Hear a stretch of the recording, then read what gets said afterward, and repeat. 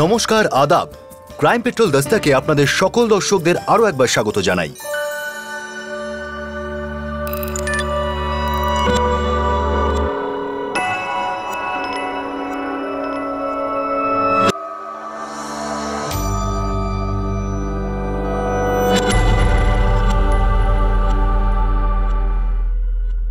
একটি বাচ্চার প্রতি অগাধ ভালোবাসা আর অন্যজনের প্রতি ভালোবাসার অভাববোধ। ভালোবাসার কাঙাল একটি বাচ্চার রাগকে এড়িয়ে যাওয়ার ভুল কিন্তু নিজের রিস্কেই করবেন।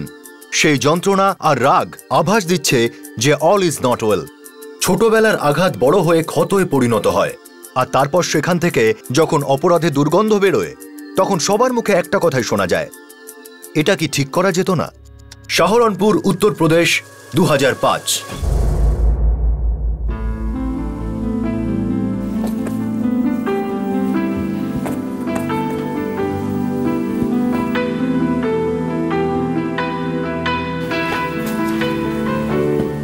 মা, এতগুলো জামা? থাম তো, চাকরি করতে যাচ্ছিস, কোনো পিকনিকে না। একে তো ব্যাঙ্গালোর নতুন শহর, তার উপর প্রথমবার। আমার সোনাটা কিভাবে থাকবে? চাকর না পাওয়া পর্যন্ত জামা কাপড় লন্ড্রিতেই দিস, বুঝলি?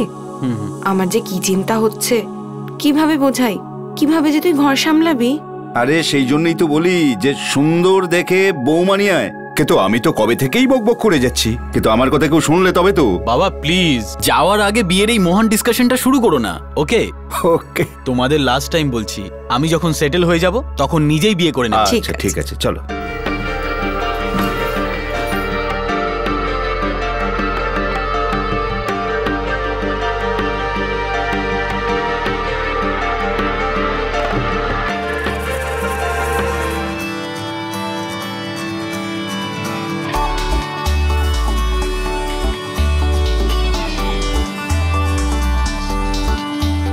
ওহো নেহা, তোকে তো একদম রিয়েল রাজকুমারী মনে হচ্ছে।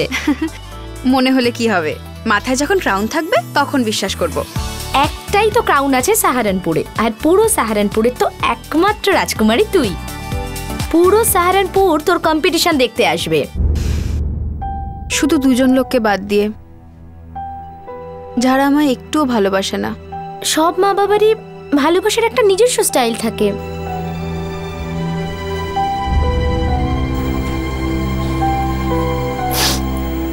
ফটোতে জায়গা দিতে পারেনি, কিন্তু মনে তো জায়গা দিতে পারতো।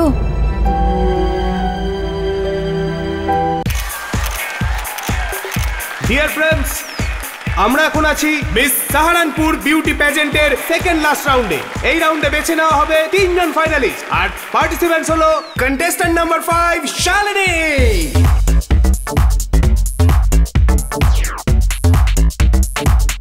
contestant number 21 Priya, contestant number 18 Neha,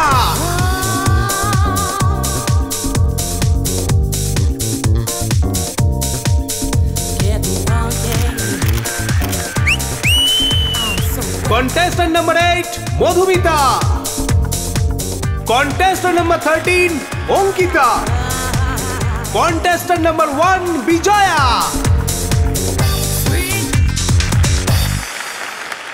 So dear friends, miss Saharanpur ক্রাউনের জন্য 3 জন সুন্দরী ট্যালেন্টেড গার্ল কম্পিট করবে, আর সেই 3 জন লাকি গার্লের নাম হলো contestant number 5 Shalini, contestant number 8 Madhumita, and contestant number 18 Neha. এই 3 জন লাকি লেডিজের মধ্যে মাত্র একজন পেয়ে যাবেন মিস সাহারানপুর 2005 এর ক্রাউন। পরিবেশিত হচ্ছে মিস সাহারানপুর বিউটি প্যাজেন্টের final round.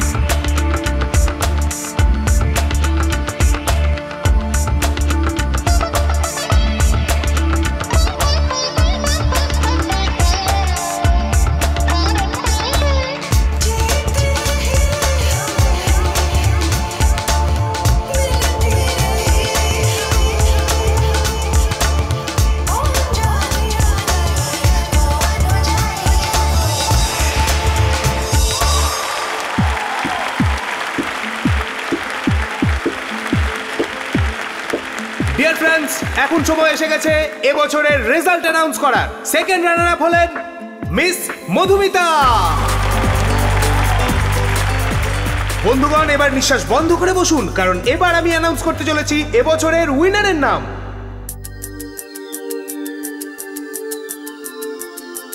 And the winner is Miss Neha. So please put your hands together for Miss Neha.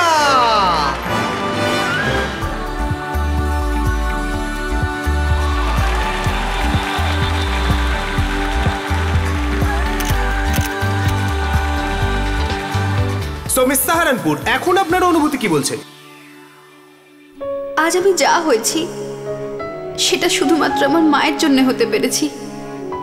আমার মা এই দুনিয়ার সবচেয়ে বিউটিফুল লেডি।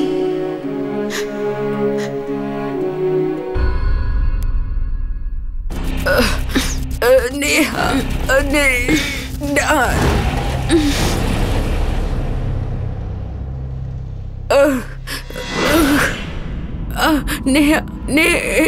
সীমা, ভেতরে কি হচ্ছে? কিসের আওয়াজ আসছে? কিছু না আঙ্কেল। নেহা, নেহা,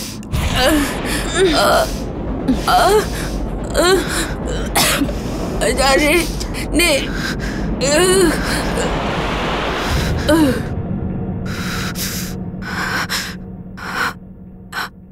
নেহা, নেহা তোর ড্যাড বাইরে দাঁড়িয়ে আছেন, মনে হয় না সন্দেহ হয়েছে। নেহা, দরজা খোলো, ভেতরে কি হচ্ছে কি? সরোজ, ভেতরে কি হচ্ছে কি? দরজা খোলো। সরোজ, নেহা, নেহা দরজা খোলো, ভিতরে কি হচ্ছে? কি হচ্ছিল ভিতরে? তুমি ভিতরে কি করছো?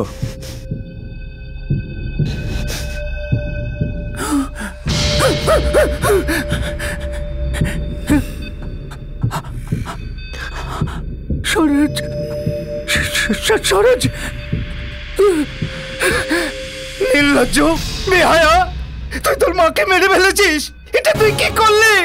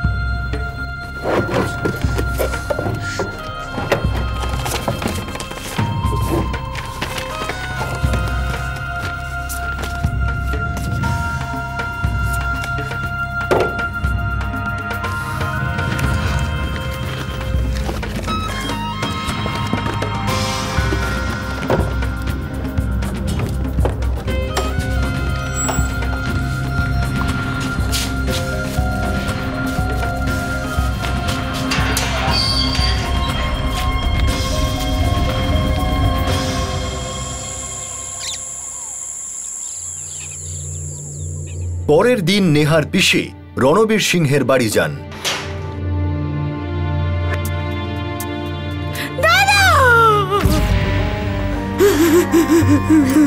মৃতদেহগুলিকে সবার আগে উনিই দেখেন, তারপর পুলিশকে খবর দেন।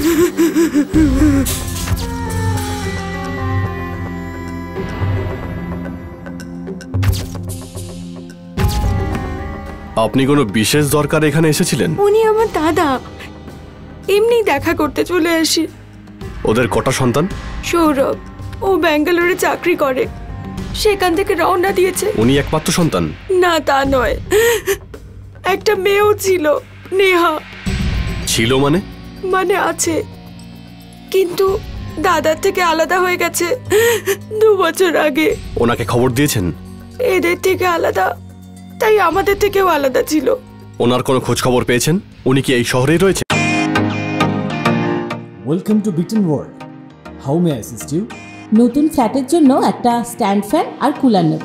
এই পচা গরম থেকে একটু স্বস্তি চাই। বাজার চলতে সব ব্র্যান্ড আর ভরসাযোগ্য নয়। তার জন্য তো আমাদের ফ্যান আছে, all purpose bullet table fan, ceiling fan. আমাদের সিলিং ফ্যান কিন্তু 30 মাসের ওয়ারেন্টি সহ পাওয়া যায়। আছে ফারাটা 2 বছরের ওয়ারেন্টি, 17 থেকে 20 মিটার এয়ার ফ্লো, মধ্যবিত্তের সাধ্যের মধ্যে একমাত্র ভরসাযোগ্য ব্র্যান্ড বিটেন। আমাদের কুলারের কিন্তু অনেক range, 45 litres, 50 litres, 70 litres, 90 litres, 110 litres. Honeycomb সহযোগে বিটেনের সব কুলারের ওয়ারেন্টি 1 বছর। চেনা হাওয়ায় অচেনা অনুভূতির জন্য একমাত্র আদর্শ বিটেন। গরমে স্বস্তি পেতে বিটেনের ফ্যান হোক বা কুলার আজই আনুন বাড়িতে। Beaten, digitally yours. দিল্লিতে কোনো কোর্স করছে, ফ্যাশন ট্যাশনের খুব শখ ছিল ওর। স্যার আলমারি শুধু ভেতরের লকারটা ভাঙা হয়েছে। চুরির কেস তো মনে হচ্ছে না। সেটা তো কেউ বাড়ির লোকই বলতে পারবে কি গায়েব হয়েছে বা কি গায়েব হয়নি। অফকোর্স।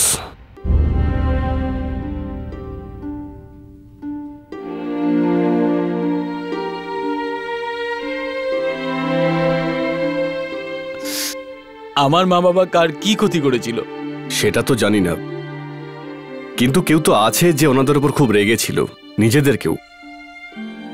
এটা আপনি কি বলছেন স্যার? এফডি সার্টিফিকেট মিসিং আছে স্যার, প্রায় 6 লাখ টাকা।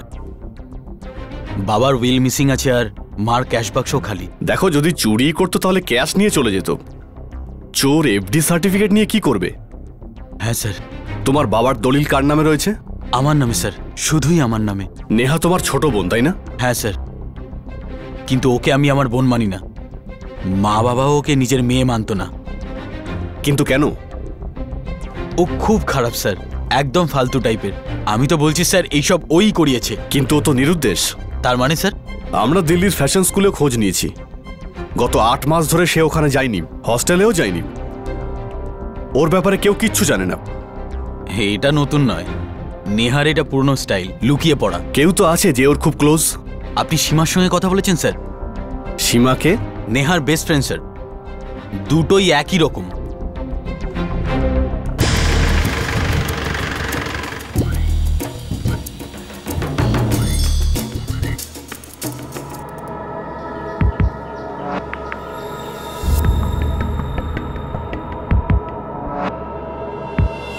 আমি সীমাকে আমার মেয়ে বলে মানি না। কেন? ও আমার প্রথম স্ত্রীর সন্তান, যিনি অনেকদিন আগে মারা গেছেন। কোনো সম্পর্ক ছিল না আমাদের। আর ও একেবারে ওই নেহার মতন ছিল। নেহার মতো মানে? দুজনেই দুশ্চরিত্র ছিল, 1 নম্বরের ঠকবাজ। ওরা মনে করে পৃথিবীটা ওদের বাবার, আর ওদের বাবা ওদের পকেটে থাকে। তুমি কে?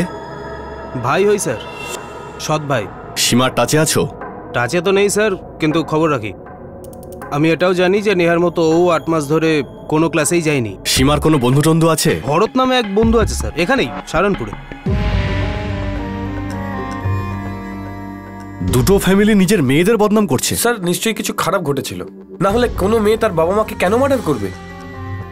মেন্টাল প্রবলেম হতে পারে। স্যার দুজন মেয়ের একসাথে মেন্টাল প্রবলেম হতে পারে না। আর যদি মেন্টাল প্রবলেম থাকতো তাহলে মিস সাহারানপুরের টাইটেল পেত না, আর টাইটেল জেতার পর নিজের মাকে থ্যাংক ইউ জানাতো না। আজ আমি যা হয়েছি সেটা শুধুমাত্র আমার মায়ের জন্য হতে পেরেছি। ওই যে সৌরভ, নেহার ভাই, চোখের দিকে তাকিয়ে কথা বলছিল না। স্যার আপনি বললে ওদের উপর নজর লাগিয়ে দিই। আর সীমার বন্ধু কি যেন নাম ওর, ভরত, সাহারানপুরে থাকে। খোঁজ নাও আর কথা বলো ওর সঙ্গে। ঠিক আছে স্যার, চলো।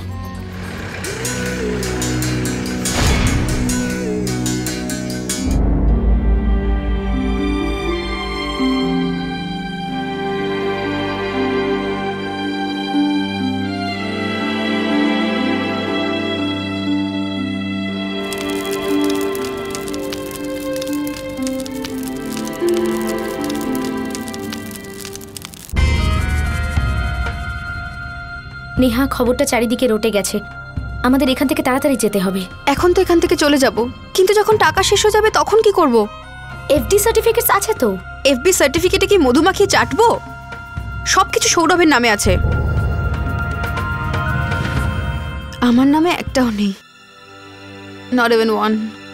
নেহা প্লিজ, তুই মুড অফ করিস না। এফডির কি করবো সেটা পরে ভাববো, কিন্তু এখন তো এখান থেকে চল। আমার জন্মের পরেই ওরা আমাকে কেন মেরে ফেললো না?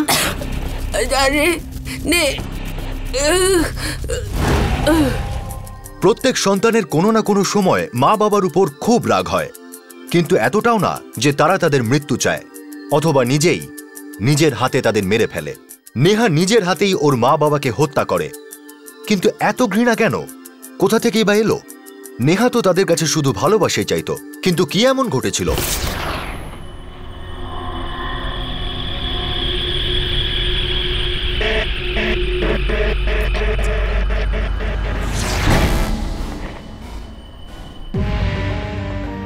ভালোবাসার কোনো অভাব ছিল না স্যার, কিন্তু ভালোবাসার ভ্যালুই ছিল না ওর কাছে।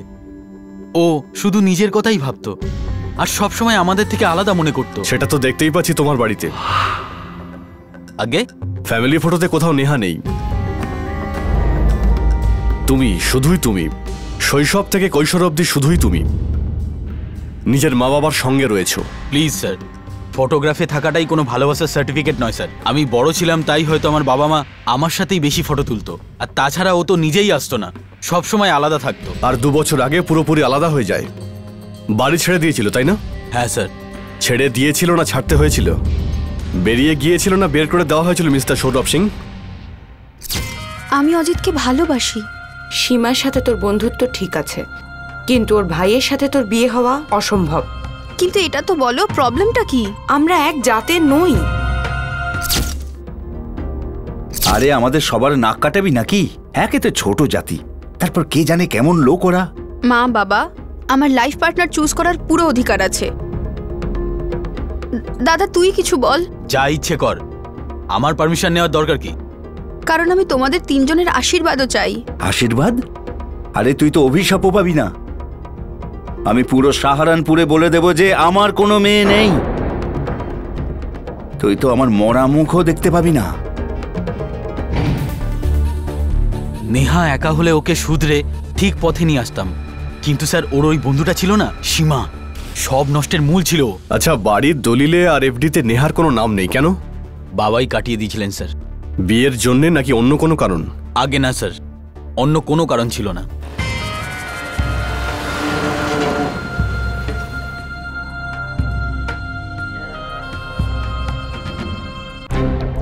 সীমার সৎ ভাই অজিত পুলিশকে তার বন্ধু ভরতের খোঁজ দিয়েছিল। পুলিশ ভরতের কাছে পৌঁছে যায়। স্যার আজ সকালে ওরা দুজন এখানে ছিল। এখানে ছিল মানে? স্যার আমার মামার একটা খালি ফ্ল্যাট পড়ে আছে, আমি সেটা চাবি ওদের দিয়েছিলাম। এখন ওরা দুজন কোথায়? জানি না স্যার, না বলেই চলে গেল। তুমি জানো নেহার বাবা মা খুন হয়েছে? আগে তো জানতাম না স্যার, পরে জানতে পেরেছি। আমি নেহাকে জিজ্ঞেসও করেছিলাম, কিন্তু আমি ওর আর ওর মায়ের খারাপ সম্পর্কের কথা জানতাম, তাই আমি ওকে বেশি ফোর্স করিনি। কবে থেকে ছিল ওরা এখানে? স্যার 2 দিন আগেই এসেছিল। তোরা তো অদ্ভুত দেখছি, তোরা যে সেই চলে গেলি দিল্লি কোর্স করতে আর আমাকে বেমালুম ভুলে গেলি। না ভারত, আমরা দিল্লির ওই ফ্যাশন কোর্সটা ছেড়ে দিয়েছি। ছেড়ে দিয়েছিস? অ্যাকচুয়ালি ওই কোর্সটা করতে আমাদের একটু ভালো লাগছিল না, একটা নতুন কোর্স চালু হয়েছে, ওটা করব। কিন্তু এতদিন পর রাস্তা ভুলে কি ব্যাপার? আসলে নেহার মার্কশিট ওর মমের বাড়িতে আছে। আরে ডোন্ট ওয়ারি, তোরা আরামসে থাক। স্যার ওই দিন নেহা ওর মায়ের কাছে গেছিল পরীক্ষার মার্কশিট আনতে, আর ওই রাতেই ও নিজের বাবা মাকে খুন করে। আমার তো মনে হয় না নেহা এসব করতে পারে। নিশ্চয়ই কোথাও ভুল হচ্ছে স্যার। আচ্ছা, সেটা কেন? কারণ ও ওর মাকে খুব ভালোবাসতো স্যার। আর কি স্যার? আর কাকে কাকে ভালোবাসতো জানি না স্যার। স্যার আমার কাছে ওর ফোন নাম্বার আছে। ঠিক আছে, তুমি নাম্বারটা দাও, আমাদের কাজ ওতেই হয়ে যাবে। 2 বন্ধু সীমা আর নেহা খুন করে উধাও হয়ে গিয়েছিল। দেখে মনে হচ্ছিল খুন এই জন্য হয়েছে যে নেহার বাবা মা নেহার বিয়ে অজিতের সঙ্গে দিতে রাজি হয়নি বলেই খুন হয়। অজিত সীমার সৎ ভাই ছিল। নেহার সাথে প্রেম? স্যার এটা কি বাজে কথা বলছেন আপনি? কিন্তু ওর ভাই তো বলছিল তুমি আর নেহা বিয়ে করতে যাচ্ছিলে। স্যার ফালতু কথা বলছে, ও মিথ্যে কথা বলছে। নেহাকে বিয়ে করার থেকে ভালো সারা জীবন আইবুড়ো হয়ে বাড়িতে বসে থাকবো আমি। কত ছেলের সাথে অ্যাফেয়ার ছিল ওর আর আমার সৎ বোন সীমার। স্যার বলা উচিত না ঠিকই, কিন্তু 1 নম্বরের দুশ্চরিত্র ছিল দুজনে। স্যার হ্যাঁ, 2 মেয়েরই মোবাইল অ্যাক্টিভ আছে। সুপার, একটা কাজ করো, লোকেশন ট্রেস করো, দুজনের কথা টেপ করো, রিটার্ন অর্ডার আমি নিয়ে আসবো। আমাদের টিমকে এক্ষুনি কাজে লাগিয়ে দাও। Okay sir. মনীষ यार, মাত্র 2 দিনের ব্যাপার, প্লিজ। সীমা, আমার কিছু গন্ডগোল মনে হচ্ছে, আমি কোনো রকম প্রবলেমে জড়াতে চাই না। সত্যি বলছি মনীষ, কোনো প্রবলেম হবে না, প্লিজ यार, প্লিজ। আচ্ছা ঠিক আছে, আমার প্রহ্লাদ নগরের ফ্ল্যাটে চলে আয়, কিন্তু শোন 2 দিনের বেশি 1 মিনিটও না। ঠিক আছে, পাক্কা। Thanks Manish, thanks a lot. Sir location trace হয়ে গেছে, প্রহ্লাদ নগর। খবর প্লেস করে দাও আর পুরো এরিয়া সার্চ করো।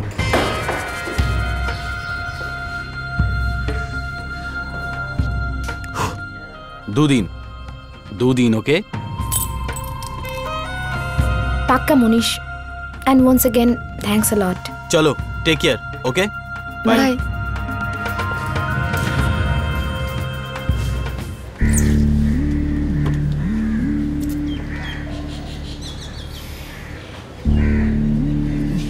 সীমা, দুদিন পরে কি করব? দিল্লি। টাকা পেয়ে যাব।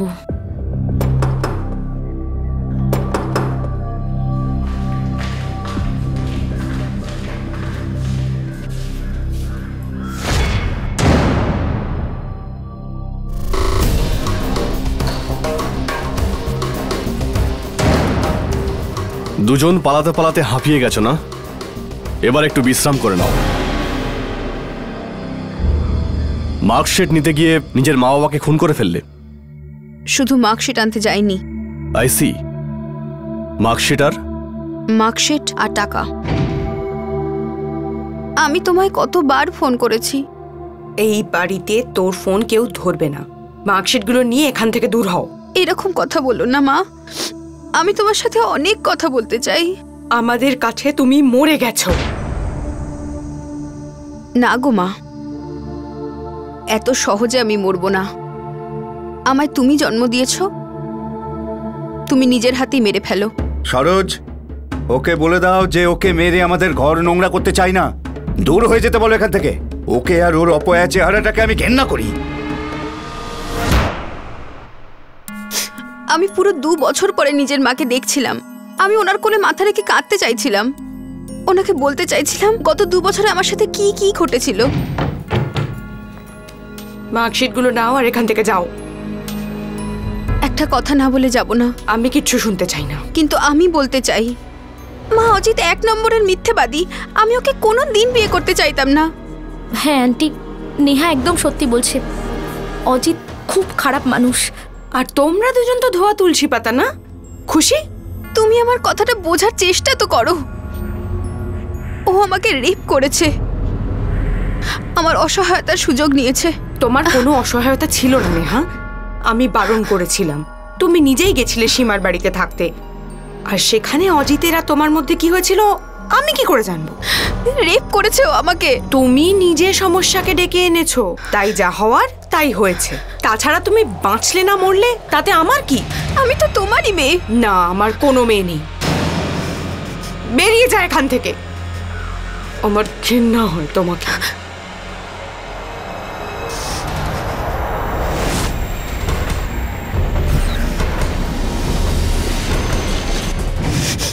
ছোটবেলা থেকে বাবা আমায় বলতো। কি বলতেন? বলতো যে আমি অবৈধ। কিসের জন্য টাকা? সৌরভ দার মতো আমিও টেনিস ক্লাসে যাব। সৌরভ আমার ছেলে। আর আমিও তো তোমার মেয়ে। তুই আমার মেয়ে নস, এই কথাটা দ্বিতীয়বার বলবি না। আমার সাথে এমন ব্যবহার করতেন যেন আমার কোনো খারাপ রোগ আছে। বলেছিলাম না তোকে আমার জিনিসপত্রে একদম হাত দিবি না? বলেছিলাম না? কেন কথা শুনিস না আমার? জানি না আমায় কেন অবৈধ বলতো। আমি মায়ের থেকে জানার চেষ্টা করি, কিন্তু মা চুপ করে থাকতো, কিছুই বলতো না। সীমার সাথে আমার পরিচয় স্কুলে হয়। আমাদের যন্ত্রণা আর ভাগ্য দুটোই একরকম ছিল। আমরা বেস্ট ফ্রেন্ড হয়ে যাই। আমার জীবনের ঘটনাও নিহারি মতো ছিল। সৎ মা, সৎ ভাই, লাইফে আর কি চাই? বাবা অজিত, নিজের মাকে মারবি? হ্যাঁ, মাকে মারবি? সরো তুমি, দেখছি আমার মাকে মারবি তুই? চল চল দাদা, চল চল চল দাদা প্লিজ, বাবা, বাবা বাঁচাও, দাদা প্লিজ। এসব কি হচ্ছে? সীমা এত চেঁচাচ্ছে কেন? বাড়াবাড়ির সীমা পার করে গেছে তোমার মেয়ে। আমার গায়ে হাত তুলেছে। কি? হ্যাঁ, অজিত ওকে একটু ভদ্রতা শেখাচ্ছে। ওহো, এই মেয়েটাকে নিয়ে আমি কি যে করি। অজিত প্রায় রোজ রাতে আমার বিছানায় এসে আমাকে ভদ্রতা শেখাতো। আমি বাবাকে কমপ্লেন করি, কিন্তু বাবা চুপ। নেহাই ছিল একমাত্র আমার পাশে, যে কিনা আমার কষ্টটা বুঝতে পারত। আর আমি ওর। তুই বস, আমি 2 মিনিটে চেঞ্জ করে আসছি। আচ্ছা।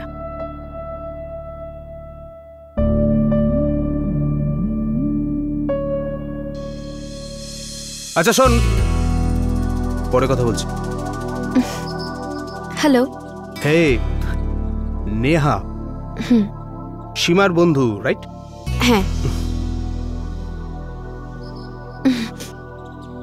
অজিত, সীমার ভাই।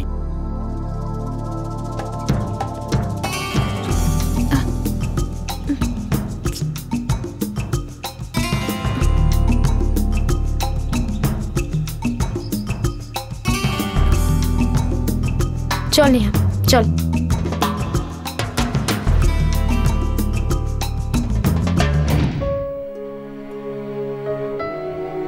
দাদা যেটাই চাইতো সেটাই পেয়ে যেত।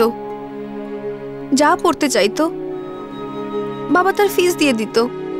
আমার কোর্সের জন্য কেউ ফিস দিত না, কিন্তু তাও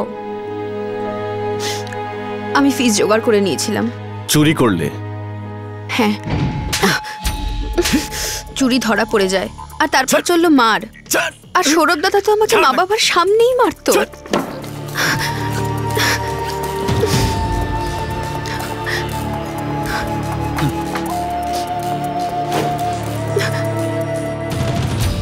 সেই দিনের পর আমি বাড়ি ছেড়ে দিই।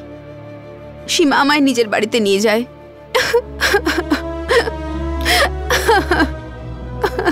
তুই বস, আমি জল নিয়ে আসছি।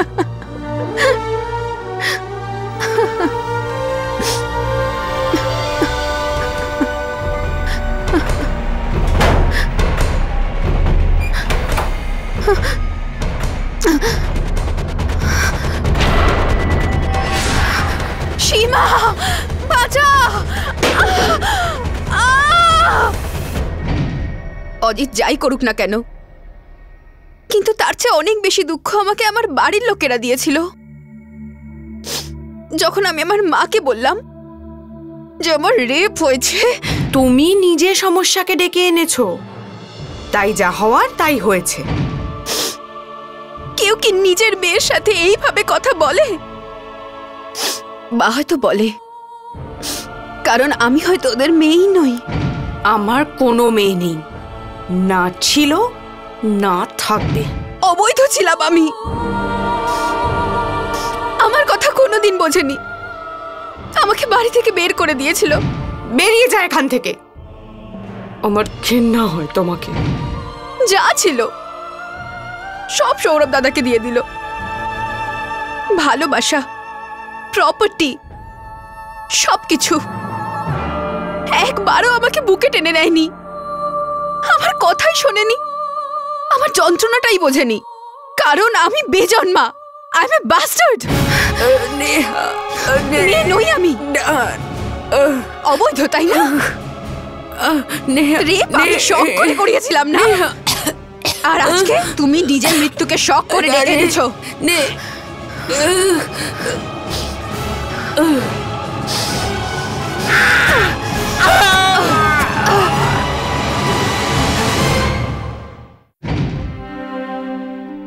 আমি তো অবৈধ, আমি নোংরা, তাই নোংরা কাজ করে দিয়েছি, তাই দুজনকে মেরে দিয়েছি।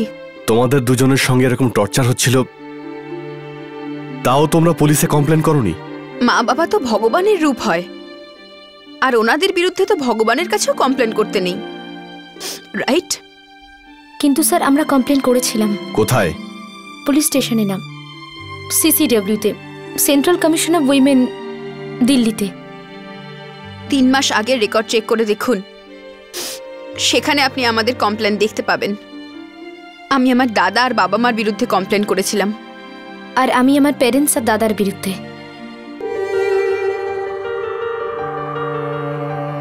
নেহা, মিস সাহারানপুরের টাইটেল পাওয়ার পর তুমি বলেছিলে তুমি যা হয়েছে শুধুমাত্র তোমার মায়ের জন্য। তাহলে কি তুমি তোমার বাবা মাকে মেরেছো?